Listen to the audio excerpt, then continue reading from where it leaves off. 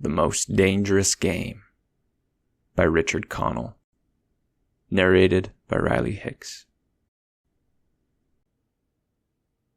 "Off there to the right somewhere is a large island," said Whitney. "It's rather a mystery." "What island is it?" Rainsford asked. "The old charts call it Ship Trap Island," Whitney replied. "A suggestive name, isn't it? Sailors have a curious dread of the place. I don't know why. Some superstition." "Can't see it," remarked Rainsford, trying to peer through the dank tropical night that was palpable as it pressed its thick, warm blackness in upon the yacht. "You've good eyes," said Whitney with a laugh. "And I've seen you pick off a moose moving in the brown fall bush at 400 yards, but even you can't see 4 miles or so through a moonless Caribbean night." "Nor 4 yards," admitted Rainsford. "Ugh, it's like moist black velvet." "It will be light enough in Rio," promised Whitney. "We should make it in a few days. I hope the Jaguar guns have come from Purdy's. We should have some good hunting up the Amazon. Great sport, hunting." "The best sport in the world," agreed Rainsford. "For the hunter," amended Whitney. "Not for the Jaguar." "Don't talk rot, Whitney," said Rainsford. "You're a big game hunter, not a philosopher. Who cares how a jaguar feels?" "Perhaps the jaguar does," observed Whitney. "Ugh, they've no understanding." "Even so, I rather think they understand one thing: fear. The fear of pain and the fear of death." "Nonsense," laughed Rainsford. "This hot weather is making you soft, Whitney. Be a realist. The world is made up of 2 classes, the hunters and the huntees. Luckily, you and I are hunters. Do you think we've passed that island yet?" "I can't tell in the dark. I hope so." "Why?" asked Rainsford. "The place has a reputation. A bad one." "Cannibals?" suggested Rainsford. "Hardly. Even cannibals wouldn't live in such a god-forsaken place. But it's gotten into sailor lore somehow. Didn't you notice that the crew's nerves seemed a bit jumpy today?" "They were a bit strange, now you mention it.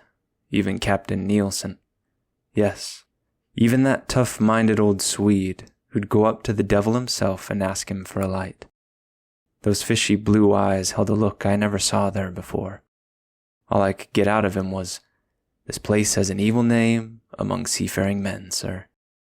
Then he said to me, very gravely, 'Don't you feel anything?' As if the air about us was actually poisonous.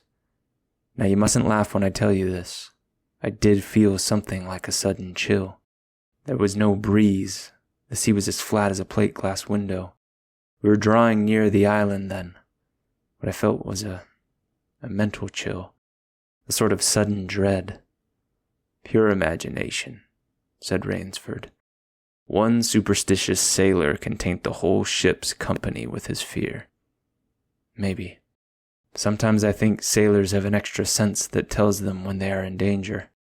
Sometimes I think evil is a tangible thing, with wavelengths, just as sound and light have. An evil place can, so to speak, broadcast vibrations of evil. Anyhow, I'm glad we're getting out of this zone. Well, I think I'll turn in now, Rainsford." "I'm not sleepy," said Rainsford. "I'm going to smoke another pipe on the afterdeck." "Good night then, Rainsford. See you at breakfast." "Right. Good night, Whitney." There was no sound in the night as Rainsford sat there but the muffled throb of the engine that drove the yacht swiftly through the darkness, and the swish and ripple of the wash of the propeller. Rainsford, reclining in a steamer chair, indolently puffed on his favorite briar. The sensuous drowsiness of the night was on him. "It's so dark," he thought, "that I could sleep without closing my eyes. The night would be my eyelids." An abrupt sound startled him. Off to the right he heard it, and his ears, expert in such matters, could not be mistaken. Again he heard the sound, and again. Somewhere off in the blackness, someone had fired a gun 3 times. Rainsford sprang up and moved quickly to the rail, mystified. He strained his eyes in the direction from which the reports had come, but it was like trying to see through a blanket. He leapt upon the rail and balanced himself there to get greater elevation. His pipe, striking a rope, was knocked from his mouth. He lunged for it. A short, hoarse cry came from his lips as he realized he had reached too far and had lost his balance. The cry was pinched off short as the blood-warm waters of the Caribbean Sea closed over his head. He struggled up to the surface and tried to cry out, but the wash from the speeding yacht slapped him in the face, and the salt water in his open mouth made him gag and strangle. Desperately, he struck out with long strokes after the receding lights of the yacht, but he stopped before he had swum 50 feet. A certain cool-headedness had come to him. It was not the first time he had been in a tight place. There was a chance that his cries could be heard by someone aboard the yacht, but that chance was slender and grew more slender as the yacht raced on. He wrestled himself out of his clothes and shouted with all his power. The lights of the yacht became faint and ever-vanishing fireflies. Then they were blotted out entirely by the night. Rainsford remembered the shots. They had come from the right, and doggedly he swam in that direction, swimming with slow, deliberate strokes, conserving his strength. For a seemingly endless time he fought the sea. He began to count his strokes. He could do possibly 100 more, and then Rainsford heard a sound. It came out of the darkness, a high, screaming sound, the sound of an animal in an extremity of anguish and terror. He did not recognize the animal that made the sound. He did not try to. With fresh vitality, he swam toward the sound. He heard it again. Then it was cut short by another noise, crisp, staccato. "Pistol shot," muttered Rainsford, swimming on. 10 minutes of determined effort brought another sound to his ears, the most welcome he had ever heard, the muttering and growling of the sea breaking on a rocky shore. He was almost on the rocks before he saw them. On a night less calm, he would have been shattered against them. With his remaining strength, he dragged himself from the swirling waters. Jagged crags appeared to jut up into the opaqueness. He forced himself upward, hand over hand. Gasping, his hands raw, he reached a flat place at the top. Dense jungle came down to the very edge of the cliffs. What perils that tangle of trees and underbrush might hold for him did not concern Rainsford just then. All he knew was that he was safe from the enemy, the sea, and that utter weariness was on him. He flung himself down at the jungle edge and tumbled headlong into the deepest sleep of his life. When he opened his eyes, he knew from the position of the sun that it was late in the afternoon. Sleep had given him new vigor. A sharp hunger was picking at him. He looked about him, almost cheerfully. Where there are pistol shots, there are men. Where there are men, there is food, he thought. But what kind of men, he wondered, in so forbidding a place? An unbroken front of snarled and ragged jungle fringed the shore. He saw no sign of a trail through the closely knit web of weeds and trees. It was easier to go along the shore, and Rainsford floundered along by the water. Not far from where he had landed, he stopped. Some wounded thing, by the evidence a large animal, had thrashed about in the underbrush. The jungle weeds were crushing down and the moss was lacerated. One patch of weeds was stained crimson. A small glittering object not far away caught Rainsford's eye, and he picked it up. It was an empty cartridge. "A .22, he remarked. "That's odd. Must have been a fairly large animal, too. The hunter had his nerve with him to tackle it with a light gun. It's clear that the brute put up a fight. I suppose the first 3 shots I heard was when the hunter flushed his quarry and wounded it. The last shot was when he trailed it here and finished it." He examined the ground closely and found what he had hoped to find, the print of hunting boots. They pointed along the cliff in the direction he had been going. Eagerly he hurried along, now slipping on a rotten log or a loose stone, but making headway. Night was beginning to settle down on the island. Bleak darkness was blacking out the sea and the jungle when Rainsford sighted the lights. He came upon them as he turned a crook in the coastline, and his first thought was that he had come upon a village, for there were many lights. But as he forged along, he saw to his great astonishment that all the lights were in one enormous building, a lofty structure with pointed towers plunging upward into the gloom. His eyes made out the shadowy outlines of a palatial chateau. It was set on a high bluff, and on 3 sides of it cliffs dived down to where the sea licked greedy lips in the shadows. Mirage, thought Rainsford. But it was no mirage, he found, when he opened the tall, spiked iron gate. The stone steps were real enough. The massive door with a leering gargoyle for a knocker was real enough, yet about it all hung an air of unreality. He lifted the knocker and it creaked up stiffly as if it had never been used. He let it fall, and it startled him with its booming loudness. He thought he heard steps within. The door remained closed. Again Rainsford lifted the heavy knocker and let it fall. The door opened then. Opened as suddenly as if it were on a spring, and Rainsford stood blinking in the river of glaring gold light that poured out. The first thing Rainsford's eyes discerned was the largest man Rainsford had ever seen. A gigantic creature, solidly made and black-bearded to the waist. In his hand the man held a long-barreled revolver, and he was pointing it straight at Rainsford's heart. Out of the snarl of beard 2 small eyes regarded Rainsford. "Don't be alarmed," said Rainsford with a smile which he hoped was disarming. "I'm no robber. I fell off a yacht. My name is Sanger Rainsford of New York City." The menacing look in the eyes did not change. The revolver pointed as rigidly as if the giant were a statue. He gave no sign that he understood Rainsford's words, or that he had even heard them. He was dressed in uniform, a black uniform trimmed with gray astrakhan. "I'm Sanger Rainsford of New York," Rainsford began again. "I fell off a yacht. I am hungry." The man's only answer was to raise with his thumb the hammer of his revolver. Then Rainsford saw the man's free hand go to his forehead in a military salute, and he saw him click his heels together and stand at attention. Another man was coming down the broad marble steps, an erect, slender man in evening clothes. He advanced to Rainsford and held out his hand. In a cultivated voice, marked by a slight accent that gave it added precision and deliberateness, he said, "It is a very great pleasure and honor to welcome Mr. Sanger Rainsford, the celebrated hunter, to my home."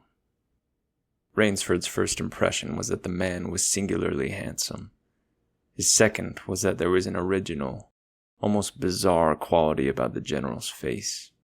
He was a tall man past middle age, for his hair was a vivid white, but his thick eyebrows and pointed military mustache were as black as the night from which Rainsford had come.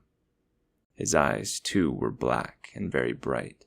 He had high cheekbones, a sharp-cut nose, a spare, dark face, the face of a man used to giving orders, the face of an aristocrat. Turning to the giant in uniform, the general made a sign. The giant put away his pistol, saluted, withdrew. "Ivan is an incredibly strong fellow," remarked the general, "but he has the misfortune to be deaf and dumb. A simple fellow, but, I'm afraid, like all his race, a bit of a savage." "Is he Russian?" "He is a Cossack," said the general, and his smile showed red lips and pointed teeth. "So am I." "Come," he said, "we shouldn't be chatting here. We can talk later. Now, you want clothes, food, rest. You shall have them. This is a most restful spot." Ivan had reappeared, and the general spoke to him with lips that moved but gave forth no sound. "Follow Ivan, if you please, Mr. Rainsford," said the general. "I was about to have my dinner when you came. I'll wait for you. You'll find that my clothes will fit you, I think." It was to a huge beam-ceilinged bedroom with a canopied bed big enough for 6 men that Rainsford followed the silent giant. Ivan laid out an evening suit, and Rainsford, as he put it on, noticed that it came from a London tailor who ordinarily cut and sewed for none below the rank of duke. The dining room to which Ivan conducted him was in many ways remarkable. There was a medieval magnificence about it. It suggested a baronial hall of feudal times, with its oaken panels, its high ceiling, its vast refectory table where 20 men could sit down to eat. About the hall were the mounted heads of many animals: lions, tigers, elephants, moose, bears, larger or more perfect specimens Rainsford had never seen. At the great table the general was sitting, alone. "You'll have a cocktail, Mr. Rainsford," he suggested. The cocktail was surpassingly good, and Rainsford noted the table appointments were of the finest: the linen, the crystal, the silver, the china. They were eating borscht, the rich red soup with whipped cream so dear to Russian palates. Half apologetically, General Zaroff said, "We do our best to preserve the amenities of civilization here. Please forgive any lapses. We are well off the beaten track, you know. Do you think the champagne has suffered from its long ocean trip?" "Not in the least," declared Rainsford. He was finding the general a most thoughtful and affable host, a true cosmopolite. But there was one small trait of the general's that made Rainsford uncomfortable. Whenever he looked up from his plate, he found the general studying him, appraising him narrowly. "You were surprised that I recognized your name. You see, I read all books on hunting published in English, French, and Russian. I have but one passion in my life, Mr. Rainsford, and it is the hunt." "You have some wonderful heads here," said Rainsford, as he ate a particularly well-cooked filet mignon. "That Cape buffalo is the largest I ever saw." "Oh, that fellow. Yes, he was a monster." "Did he charge you?" "Hurled me against a tree," said the general. "Fractured my skull, but I got the brute." "I've always thought," said Rainsford, "that the Cape buffalo is the most dangerous of all big game." For a moment the general did not reply. He was smiling his curious red-lipped smile. Then he said slowly, "No, you are wrong, sir. The Cape buffalo is not the most dangerous big game." He sipped his wine. "Here in my preserve on this island," he said in the same low tone, "I hunt more dangerous game." Rainsford expressed his surprise. "Is there big game on this island?" The general nodded. "The biggest." "Really?" "Oh, it isn't here naturally, of course. I have to stock the island." "What have you imported, General?" Rainsford asked. "Tigers?" The general smiled. "No," he said. "Hunting tigers ceased to interest me some years ago. I exhausted their possibilities, you see. No thrill left in tigers. No real danger. I live for danger, Mr. Rainsford." The general took from his pocket a gold cigarette case and offered his guest a long black cigarette with a silver tip. It was perfumed and gave off a smell like incense. "We will have some capital hunting, you and I," said the general. "I shall be most glad to have your society." "But what game?" began Rainsford. "I'll tell you," said the general. "You will be amused, I know. I think I may say in all modesty that I have done a rare thing. I have invented a new sensation. May I pour you another glass of port, Mr. Rainsford?" "Thank you, General." The general filled both glasses and said, "God makes some men poets. Some he makes kings. Some beggars. Me? He made a hunter. My hand was made for the trigger, my father said. He was a very rich man with 250,000 acres in the Crimea, and he was an ardent sportsman. When I was only 5 years old, he gave me a little gun, specially made in Moscow for me to shoot sparrows with. When I shot some of his prized turkeys with it, he did not punish me. He complimented me on my marksmanship. I killed my first bear in the Caucasus when I was 10. My whole life has been one prolonged hunt. I went into the army. It was expected of noblemen's sons, and for a time commanded a division of Cossack cavalry. But my real interest was always the hunt. I have hunted every kind of game in every land. It would be impossible for me to tell you how many animals I have killed. The general puffed at his cigarette. After the debacle in Russia, I left the country, for it was imprudent for an officer of the Tsar to stay there. Many noble Russians lost everything. I, luckily, had invested heavily in American securities, so I shall never have to open a tea room in Monte Carlo or drive a taxi in Paris. Naturally, I continued to hunt. Grizzlies in your Rockies, crocodiles in the Ganges, rhinoceroses in East Africa. It was in Africa that the Cape buffalo hit me and laid me up for 6 months. As soon as I recovered, I started for the Amazon to hunt jaguars, for I had heard that they were unusually cunning. They weren't. The Cossack side.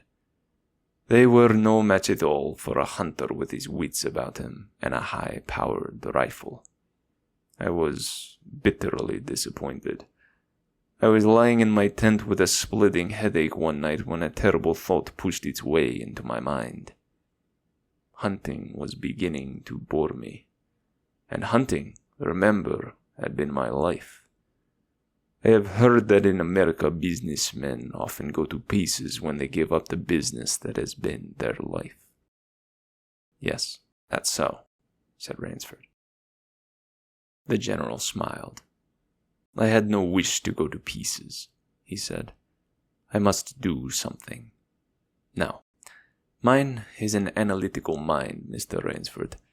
Doubtless that is why I enjoy the problems of the chase. No doubt, General Zaroff. So, continued the general, I asked myself why the hunt no longer fascinated me. You are much younger than I am, Mr. Rainsford, and have not hunted as much, but you perhaps can guess the answer. What was it? Simply this. Hunting had ceased to be what you call a sporting proposition. It had become too easy. I always got my quarry. Always. There is no greater bore than perfection. The general lit a fresh cigarette. No animal had a chance with me anymore. That is no boast. It is a mathematical certainty. The animal had nothing but his legs and his instinct. Instinct is no match for reason. When I thought of this, it was a tragic moment for me, I can tell you. Rainsford leaned across the table, absorbed in what his host was saying. It came to me as an inspiration what I must do, the general went on. And that was? The general smiled, the quiet smile of one who has faced an obstacle and surmounted it with success. I had to invent a new animal to hunt, he said. A new animal? You're joking. Not at all, said the general. I never joke about hunting. I needed a new animal. I found one. So I bought this island, built this house, and here I do my hunting. The island is perfect for my purposes. There are jungles with a maze of trails in them, hills, swamps. But the animal, General Zaroff. Oh, said the general. It supplies me with the most exciting hunting in the world. No other hunting compares with it for an instant. Every day I hunt, and I never grow bored now, for I have a quarry with which I can match my wits. Rainsford's bewilderment showed in his face. I wanted the ideal animal to hunt, explained the general. So I said, what are the attributes of an ideal quarry? And the answer was, of course, It must have courage, cunning, and above all, it must be able to reason. But no animal can reason, objected Rainsford. My dear fellow, said the general, there is one that can. But you can't mean, gasped Rainsford. And why not? I can't believe you are serious, General Zaroff. This is a grisly joke. Why should I not be serious? I am speaking of hunting. Hunting? Good God, General Zaroff, what you speak of is murder. The general laughed with entire good nature. He regarded Rainsford quizzically. I refuse to believe that so modern and civilized a young man as you seem to be harbored romantic ideas about the value of human life. Surely your experiences in the war did not make me condone cold-blooded murder, finished Rainsford stiffly. Laughter shook the general. How extraordinarily droll you are, he said. One does not expect nowadays to find a young man of the educated class, even in America, with such a naive, and if I may say so, mid-Victorian point of view. It's like finding a snuff box in a limousine. Well, doubtless you had Puritan ancestors. So many Americans appear to have had. I'll wager you'll forget your notions when you go hunting with me. You've a genuine new thrill in store for you, Mr. Rainsford. Thank you. I'm a hunter, not a murderer. Dear me, said the general, quite unruffled. Again that unpleasant word. But I think I can show you that your scruples are quite ill-founded. Yes? Life is for the strong, to be lived by the strong, and if needs be, taken by the strong. The weak of the world were put here to give the strong pleasure. I am strong. Why should I not use my gift? If I wish to hunt, why should I not? I hunt the scum of the earth. Sailors from tramp ships, Lascars, blacks, Chinese, whites, mongrels. A thoroughbred horse or hound is worth more than a score of them. But they are men, said Rainsford hotly. Precisely, said the general. That is why I use them. It gives me pleasure. They can reason after a fashion, so they are dangerous. But where do you get them? The general's left eyelid fluttered down in a wink. This island is called Ship Trap, he answered. Sometimes an angry god of the high seas sends them to me. Sometimes, when Providence is not so kind, I help Providence a bit. Come to the window with me. Rainsford went to the window and looked out toward the sea. Watch. Out there, exclaimed the general, pointing into the night. Rainsford's eyes saw only blackness, and then, as the general pressed a button, far out to sea Rainsford saw the flash of lights. The general chuckled. They indicate a channel, he said, where there's none. Giant rocks with razor's edges crouch like a sea monster with wide-open jaws. They can crush a ship as easily as I crush this nut. He dropped a walnut on the hardwood floor and brought his heel grinding down on it. Oh, yes, he said casually, as if in answer to a question. I have electricity. We try to be civilized here. Civilized? And you shoot down men? A trace of anger was in the general's black eyes, but it was there for but a second, and he said in his most pleasant manner, Dear me, what a righteous young man you are. I assure you I do not do the thing you suggest.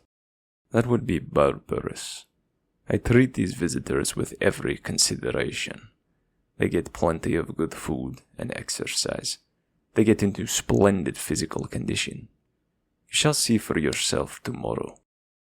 What do you mean? We'll visit my training school, smiled the general. It's in the cellar. I have about a dozen pupils down there now. They're from the Spanish bark San Lucar that had the bad luck to go on the rocks cut there. A very inferior lot, I regret to say. Poor specimens and more accustomed to the deck than to the jungle. He raised his hand, and Ivan, who served his waiter, brought thick Turkish coffee. Rainsford, with an effort, held his tongue in check. "It's a game, you see," pursued the general blandly.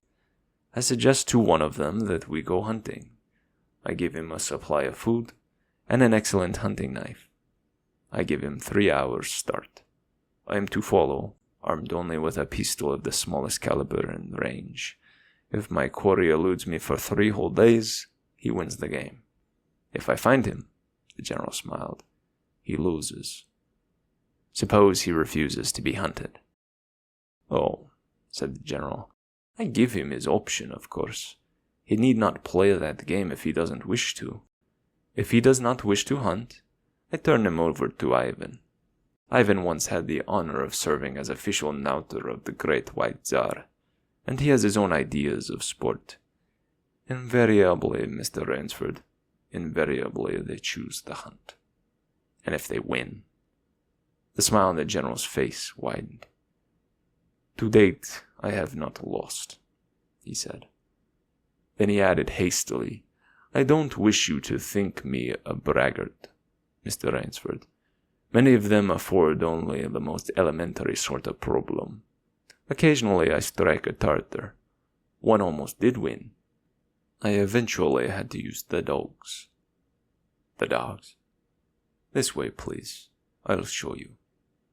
The general steered Rainsford to a window. The lights from the window sent a flickering illumination that made grotesque patterns on the courtyard below, and Rainsford could see moving about there a dozen or so huge black shapes. As they turned toward him, their eyes glittered greenly. "A rather good lot, I think," observed the general. "They are let out at 7 every night. If anyone should try to get into my house or out of it, something extremely regrettable would occur to him." He hummed a snatch of song from the Folies Bergère. "And now," said the general, "I want to show you my new collection of heads. Will you come with me to the library?" "I hope," said Rainsford, "that you will excuse me tonight, General Zaroff. I'm really not feeling at all well." "Ah, indeed?" the general inquired solicitously. "Well, I suppose that's only natural, after your long swim. You need a good, restful night's sleep. Tomorrow, you'll feel like a new man, I'll wager. Then we'll hunt, eh? I have one rather promising prospect." Rainsford was hurrying from the room. "Sorry you can't go with me tonight," called the general. "I expect rather fair sport. A big, strong black. He looks resourceful. Well, good night, Mr. Rainsford. I hope you have a good night's rest." The bed was good, and the pajamas of the softest silk, and he was tired in every fiber of his being, but nevertheless Rainsford could not quiet his brain with the opiate of sleep. He lay, eyes wide open. Once he thought he heard stealthy steps in the corridor outside his room. He sought to throw open the door. It would not open. He went to the window and looked out. His room was high up in one of the towers. The lights of the chateau were out now, and it was dark and silent, but there was a fragment of sallow moon, and by its wan light he could see dimly the courtyard. There, weaving in and out of the pattern of shadow, were black, noiseless forms. The hounds heard him at the window and looked up expectantly with their green eyes. Rainsford went back to bed and lay down. By many methods he tried to put himself to sleep. He had achieved a doze when, just as morning began to come, he heard far off in the jungle the faint report of a pistol. General Zaroff did not appear until luncheon. He was dressed faultlessly in the tweeds of a country squire. He was solicitous about the state of Rainsford's health. "As for me," sighed the general, "I do not feel so well. I am worried, Mr. Rainsford. Last night I detected traces of my old complaint." To Rainsford's questioning glance, the general said, "Ennui. Boredom." Then, taking a second helping of crepe Suzette, the general explained, "The hunting was not good last night. The fellow lost his head. He made a straight trail that offered no problems at all. That's the trouble with these sailors. They have dull brains to begin with, and they do not know how to get about in the woods. They do excessively stupid and obvious things. It's most annoying. Will you have another glass of Chablis, Mr. Rainsford? General, said Rainsford firmly, I wish to leave this island at once. The general raised his thickets of eyebrows. He seemed hurt. But, my dear fellow, the general protested, you've only just come. You've had no hunting. I wish to go today, said Rainsford. He saw the dead black eyes of the general on him, studying him. General Zarof's face suddenly brightened. He filled Rainsford's glass with venerable Chablis from a dusty bottle. Tonight, said the general, we will hunt, you and I. Rainsford shook his head. No, General, he said, I will not hunt. As you wish, my friend, he said. The choice rests entirely with you. But may I not venture to suggest that I will find my idea of sport more diverting than Ivan's? He nodded toward the corner to where the giant stood, scowling, his thick arms crossed on his hogshead of chest. You don't mean, cried Rainsford. My dear fellow, said the general, have I not told you I always mean what I say about hunting? This is really an inspiration. A drink to a foeman worthy of my steel, at last. The general raised his glass, but Rainsford sat staring at him. You'll find this game worth playing, the general said enthusiastically. Your brain against mine. Your woodcraft against mine. Your strength and stamina against mine. Outdoor chess. And the stake is not without value, eh? And if I win, began Rainsford huskily, I'll cheerfully acknowledge myself defeated if I do not find you by midnight of the third day, said General Zaroff. My sloop will place you on the mainland near a town. The general read what Rainsford was thinking. Oh, you can trust me, said the Cossack. I will give you my word as a gentleman and a sportsman. Of course, you in turn must agree to say nothing of your visit here. I'll agree to nothing of the kind, said Rainsford. Oh, said the general. In that case, but why discuss that now? 3 days hence we can discuss it over a bottle of Veuve Clicquot. Unless... The general sipped his wine. Then a business-like air animated him. Ivan, he said to Rainsford, will supply you with hunting clothes, food, a knife. I suggest you wear moccasins. They leave a poorer trail. I suggest, too, that you avoid the big swamp in the southeast corner of the island. We call it Death Swamp. There's quicksand there. One foolish fellow tried it. The deplorable part of it was that Lazarus followed him. You can imagine my feelings, Mr. Rainsford. I loved Lazarus. He was the finest hound in my pack. Well, I must beg you to excuse me now. I always take a siesta after lunch. You'll hardly have time for a nap, I fear. You'll want to start, no doubt. I shall not follow till dusk. Hunting at night is so much more exciting than by day, don't you think? Au revoir, Mr. Rainsford. Au revoir.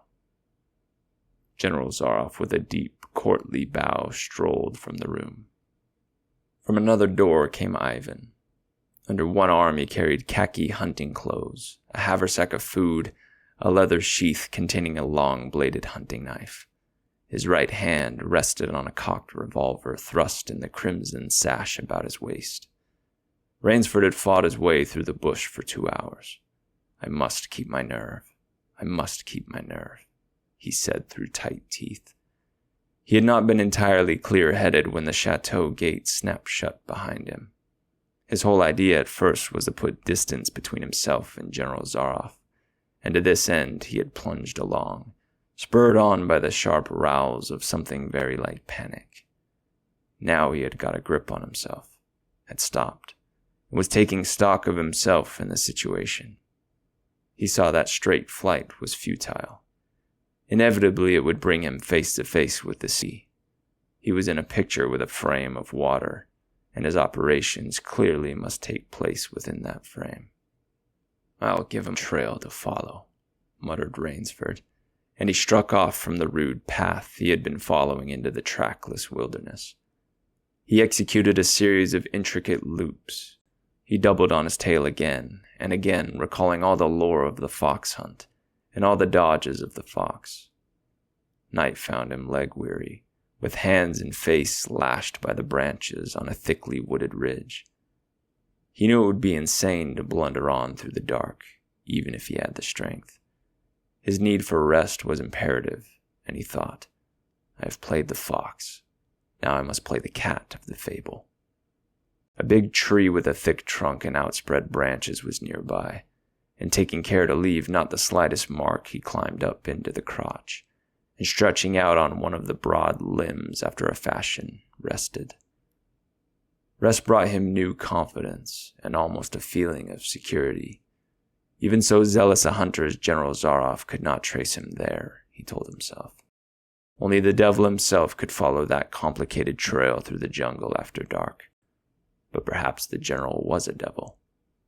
An apprehensive night crawled slowly by like a wounded snake, and sleep did not visit Rainsford, although the silence of a dead world was on the jungle. Toward morning, when a dingy gray was varnishing the sky, the cry of some startled bird focused Rainsford's attention in that direction. Something was coming through the bush, coming slowly, carefully, coming by the same winding way Rainsford had come. He flattened himself down on a limb, and through a screen of leaves almost as thick as tapestry he watched. The thing that was approaching was a man. It was General Zaroff. He made his way along with his eyes fixed in utmost concentration on the ground before him. He paused, almost beneath the tree, dropped to his knees and studied the ground. Rainsford's impulse was to hurl himself down like a panther, but he saw that the general's right hand held something metallic, a small automatic pistol. The hunter shook his head several times as if he were puzzled. Then he straightened up and took from his case one of his black cigarettes.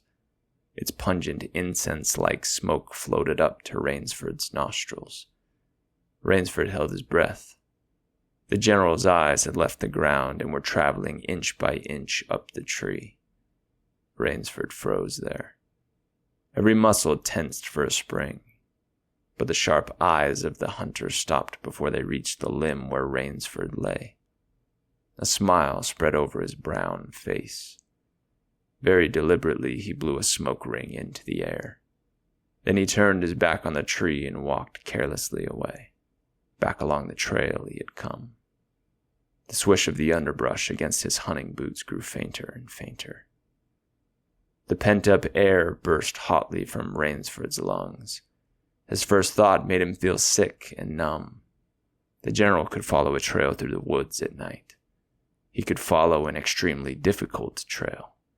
He must have uncanny powers. Only by the merest chance had the Cossack failed to see his quarry. Rainsford's second thought was even more terrible. It sent a shudder of cold horror through his whole being. Why had the general smiled? Why had he turned back? Rainsford did not want to believe what his reason told him was true, but the truth was as evident as the sun that had by now pushed through the morning mists. The general was playing with him. The general was saving him for another day's sport. The Cossack was the cat. He was the mouse. Then it was that Rainsford knew the full meaning of terror. I will not lose my nerve. I will not. He slid down from the tree and struck off again into the woods. His face was set, and he forced the machinery of his mind to function. 300 yards from his hiding place, he stopped where a huge dead tree leaned precariously on a smaller, living one. Throwing off his sack of food, Rainsford took his knife from its sheath and began to work with all his energy. The job was finished at last, and he threw himself down behind a fallen log 100 feet away. He did not have to wait long. The cat was coming again to play with the mouse. Following the trail with the sureness of a bloodhound came General Zaroff. Nothing escaped those searching black eyes. No crushed blade of grass, no bent twig, no mark, no matter how faint in the moss. So intent was the Cossack on his stalking that he was upon the thing Rainsford had made before he saw it. His foot touched the protruding bough that was the trigger. Even as he touched it, the general sensed his danger and leapt back with the agility of an ape. But he was not quite quick enough. The dead tree, delicately adjusted to rest on the cut living one, crashed down and struck the general a glancing blow on the shoulder as it fell. But for his alertness, he must have been smashed beneath it. He staggered, but he did not fall, nor did he drop his revolver. He stood there, rubbing his injured shoulder, and Rainsford, with fear again gripping his heart, heard the general's mocking laugh ring through the jungle. "Rainsford," called the general, "if you are within the sound of my voice, as I suppose you are, let me congratulate you. Not many men know how to make a Malay man-catcher. Luckily for me, I too have hunted in Malacca. You are proving interesting, Mr. Rainsford. I am going now to have my wound dressed. It's only a slight one, but I shall be back. I shall be back." When the general, nursing his bruised shoulder, had gone, Rainsford took up his flight again. It was flight now, a desperate, hopeless flight that carried him on for some hours. Dusk came, then darkness, and still he pressed on. The ground grew softer under his moccasins. The vegetation grew ranker, denser. Insects bit him savagely. Then as he stepped forward, his foot sank into the ooze. He tried to wrench it back, but the muck sucked viciously at his foot as if it were a giant leech. With a violent effort, he tore his foot loose. He knew where he was now. Death Swamp and its quicksand.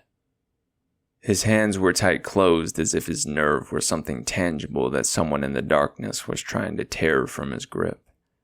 The softness of the earth had given him an idea. He stepped back from the quicksand a dozen feet or so, and, like some huge prehistoric beaver, he began to dig. Rainsford had dug himself in France, when a second's delay meant death. That had been a placid pastime compared to his digging now. The pit grew deeper. When it was above his shoulders, he climbed out and from some hard saplings cut stakes and sharpened them to a fine point. These stakes he planted in the bottom of the pit with the point sticking up. With flying fingers he wove a rough carpet of weeds and branches, and with it he covered the mouth of the pit. Then, wet with sweat and aching with tiredness, he crouched behind the stump of a lightning-charred tree. He knew his pursuer was coming. He heard the padding sound of feet on the soft earth, and the night breeze brought him the perfume of the general's cigarette. It seemed to Rainsford that the general was coming with unusual swiftness. He was not feeling his way along, foot by foot. Rainsford, crouching there, could not see the general, nor could he see the pit. He lived a year in a minute. Then he felt an impulse to cry aloud with joy, for he heard the sharp crackle of the breaking branches as the cover of the pit gave way. He heard the sharp scream of pain as the pointed stakes found their mark. He leapt up from his place of concealment. Then he cowered back. 3 feet from the pit, a man was standing with an electric torch in his hand. "You've done well, Rainsford," the voice of the general called. "Your Burmese tiger pit has claimed one of my best dogs. Again, you score. I think, Mr. Rainsford, I'll see what you can do against my whole pack. I'm going home for a rest now. Thank you for a most amusing evening." At daybreak, Rainsford, lying near the swamp, was awakened by a sound that made him know that he had new things to learn about fear. It was a distant sound, faint and wavering, but he knew it. It was the baying of a pack of hounds.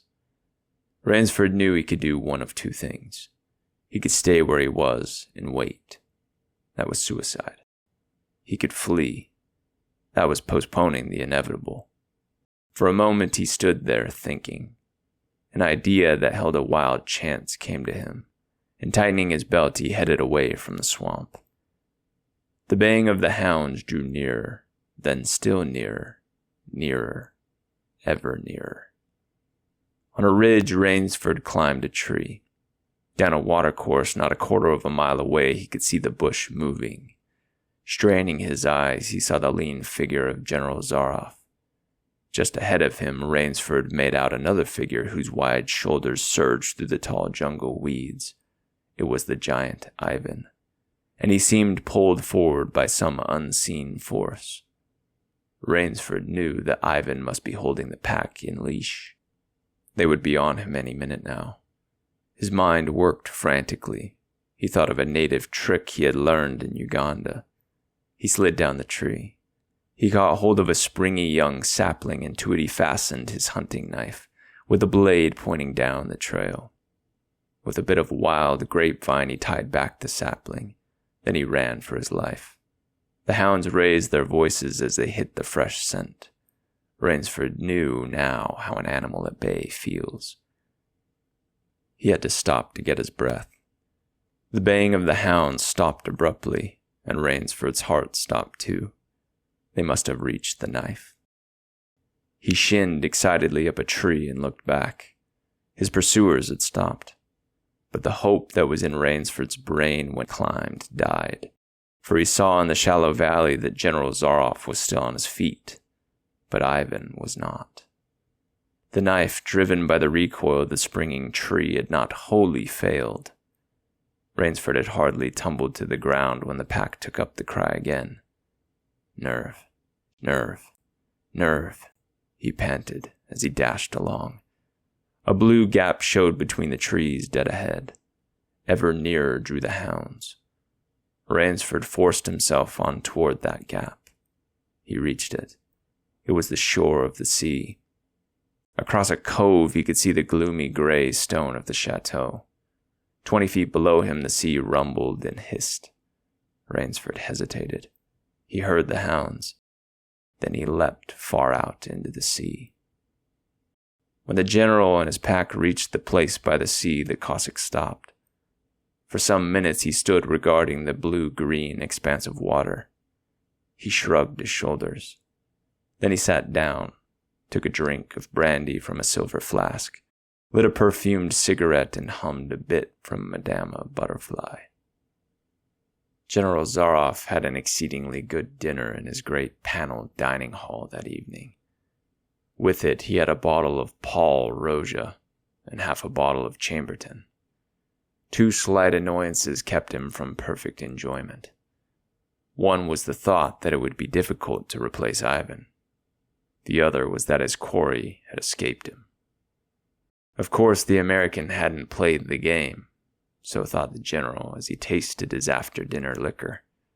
In his library he read, to soothe himself, from the works of Marcus Aurelius. At 10 he went up to his bedroom. He was deliciously tired, he said to himself as he locked himself in. There was a little moonlight, so before turning on his light he went to the window and looked down at the courtyard. He could see the great hounds, and he called, "Better luck another time," to them. Then he switched on the light. A man who had been hiding in the curtains of the bed was standing there. "Rainsford!" screamed the general. "How in God's name did you get here?" "Swam," said Rainsford. "I found it quicker than walking through the jungle." The general sucked in his breath and smiled. "I congratulate you," he said. "You have won the game." Rainsford did not smile. "I am still a beast at bay," he said in a low, hoarse voice. Get ready, General Zaroff. The general made one of his deepest bows. I see, he said. Splendid. One of us is to furnish a repast for the hounds. The other will sleep in this very excellent bed. On guard, Rainsford. He had never slept in a better bed, Rainsford decided.